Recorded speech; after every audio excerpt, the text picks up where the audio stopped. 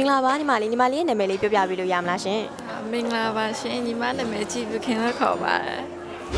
ဟုတ်ကဲ့ပါညီမလေးဒါဆိုလို့ရှိရင်ညီမလေးအနေနဲ့ပေါ့နော်ဒီ AB qualification တွေကိုဘယ်လိုကနေပြီးတော့လေ့လာဖြစ်ခဲ့တယ်လဲရှင်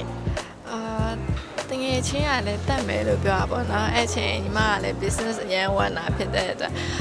โอเคအတူတူတက်ဖြစ်ရင်လည်းအတူတူတက်ဖြစ်သွားပါရှင် ဟုတ်ကဲ့ပါ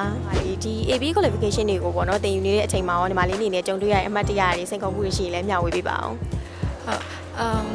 level 4ကနေစတက်ခဲ့ရပါတော့။အဲဆို first time တော့ assignment ပြင်တော့အရင် struggle ဖြစ်တယ်။ like တခါမှလည်း assignment မလုပ်ဘူးပေါ့နော်။ပထမဆုံး first time ဖြစ်တော့ဟာငါဘယ်လိုလုပ်ရမလဲဒါပေမဲ့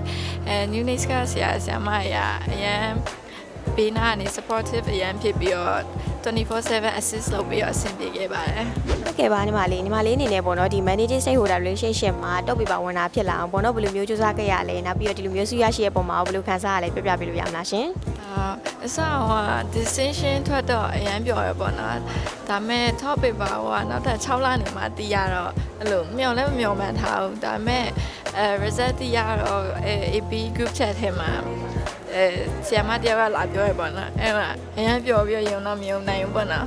ဒီ managing stakeholder relationship subject ကိုသင်ပေးချာကြည့်ရတာအရင်ကျေးဇူးတင်တယ်သူကအဲ့လိုဘေးနားကနေဘယ်လိုလုပ်ပြီးရင်ဘယ်လိုစာအုပ်တွေကိုဖတ်အဲ့လိုအိမ်မှာလဲစာရင်လို့ဖြစ်တယ်ပေါ့နော် textbook တွေဆိုလဲခဏ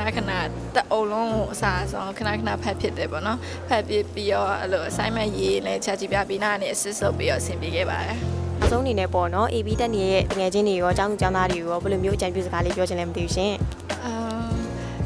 စာကို assignment မထွက်ခင်ကြိုးဖတ်ထားပေါ့နော်အဲ့လို textbook တွေဆိုရင်ပြီးရင် assignment ထွက်တဲ့ချိန်ရရင်လည်း assignment ပဲ focus လုပ်တာအားလုံးဆင်ပြေသွားပါလိမ့်မယ်ဟုတ်ကဲ့ပါအခုလိုပြောပြပေးရတဲ့အတွက်ကျေးဇူးအများကြီးတင်ပါတယ်နော်